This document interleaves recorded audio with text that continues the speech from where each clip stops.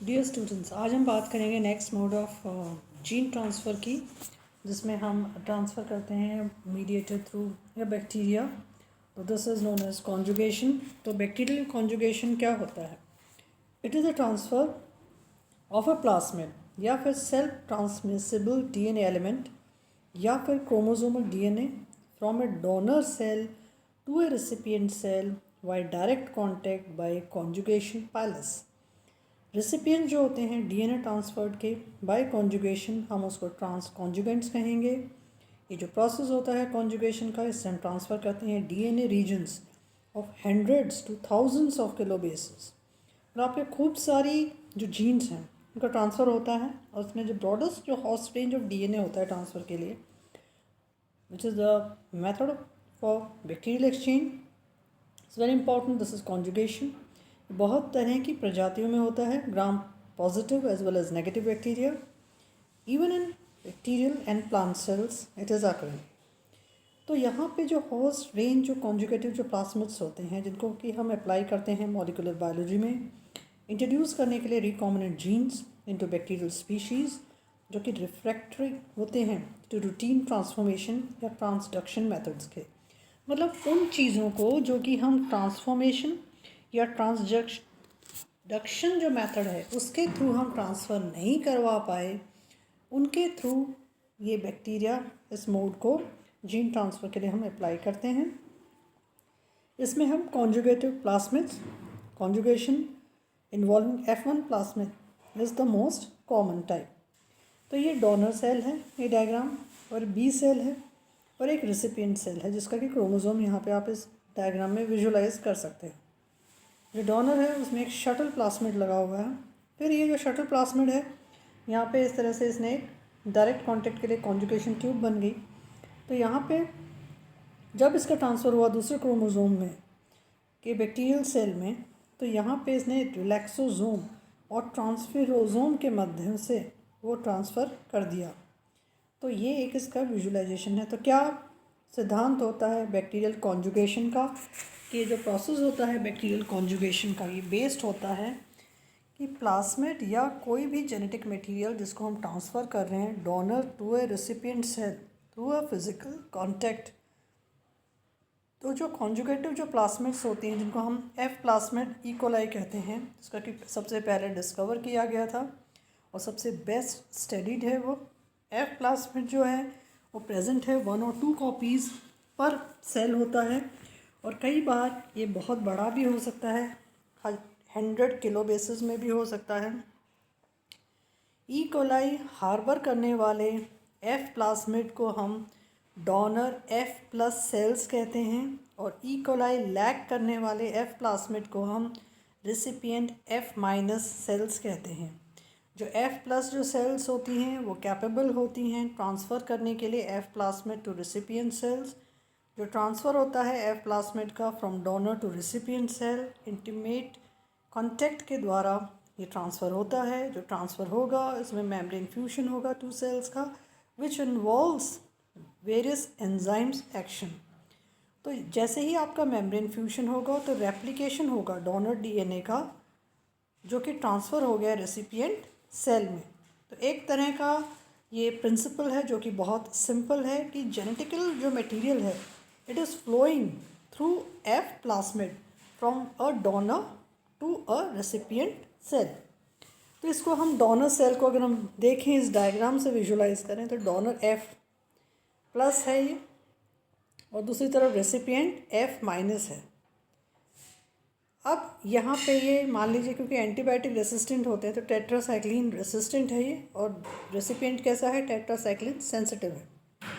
जो जीन इसके प्लास्मिड में प्रेजेंट है एफ प्लास्मिड है, और इसमें क्रोमोसोम में टेट्रासाइक्लिन रेसिस्टेंट जीन है। दूसरी तरफ रेसिपिएंट में क्या है, क्रोमोसोमल डीएनए में इट इज़ सेंसिटिव।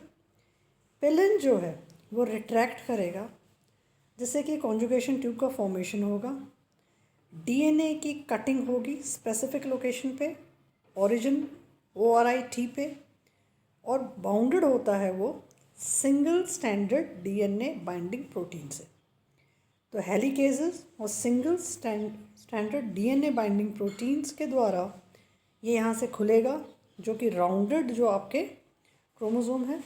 फिर ट्रांसफ़र होगा किसका, डीएनए का transfer, single DNA strand F recipient cells में होगा, जिसमें कि मीडिएशन होगा single stranded DNA binding proteins का और हेलिकेजेस का। फिर कॉम्प्लीमेंट स्ट्रैंड रेसिपिएंट सेल में सिंथेसिस उसका शुरू हो जाएगा। ट्रांसफ़र और सिंथेसिस होता है जैसे ही आपका कंप्लीटेड सेल्स सेपरेट हो। कंप्लीटेड सेल्स फिर as you know they undergo a fission process very fast. तो F minus tetracycline resistant and then you have F plus tetracycline resistant.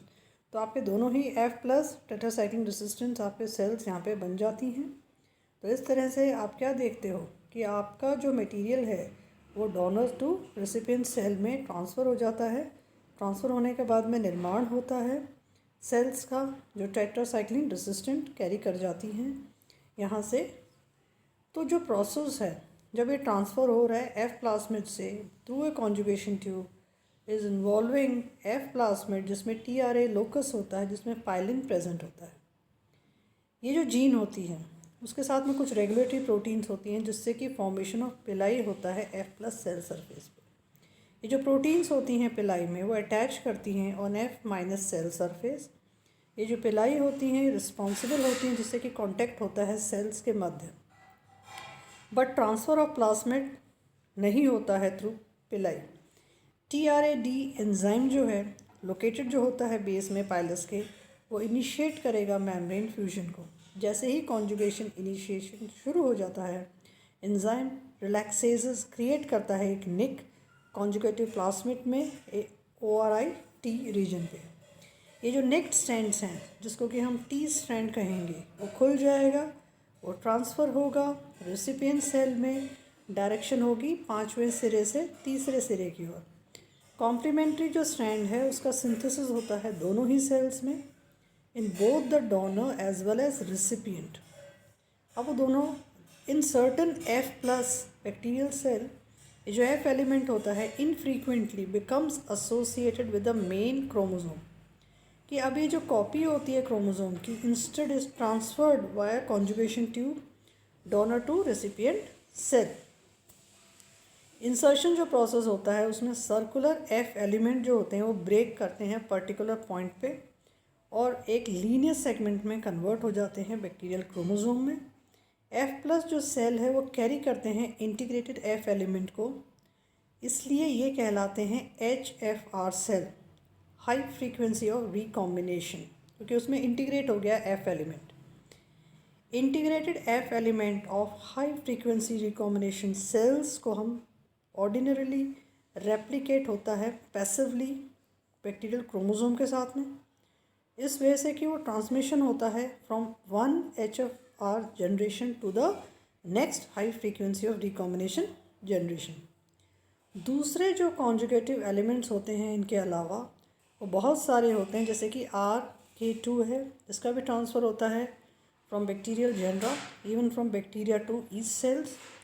इसके अलावा प्लास्मिड्स होते हैं जो हार्बर करते हैं ORI-T को, बट वो सेल्फ ट्रांसमिसेबल नहीं होते हैं बिकॉज उनमें लैक करते हैं या कुछ नेसेसरी TRA। लेकिन कई बार TRA जीन्स जो हैं they are provided on a separate replicon, और ये जो प्लास्मिड्स हैं ये भी मोबिलाइज हो जाते हैं फॉर ट्रांसफ़र, इसलिए हम इनको ऐसे प्लास्मिड्स को कहते हैं मोबिलाइजेबल प्लास्मिड्स। तो दूसरे जो कॉन्जुगेटिव एलिमेंट्स हैं वो भी ट्रांसफ़र होते हैं कई सारी प्रजातियों में, और ये जो होते हैं ये RK2 टाइप के हो सकते हैं या आपके ORI-T टाइप के हो सकते हैं या मोबिलाइजेबल प्लास्मिड्स हम इनको कह सकते हैं। एग्जाम्पल्स जो हैं बैक्टीरियल कॉन्जुगेशन के वो है एग्रोबैक्टीरियम ट्यूमिफेशियंस, जो कि कॉज करते हैं क्राउन गैल ट्यूमर्स जो प्लांट्स में होता है, जिसमें कि ट्रांसफ़र होता है tDNA एलिमेंट का। ए पार्ट ऑफ TI प्लास्मिड जो होता है बैक्टीरियम में इनटू अ प्लांट सेल।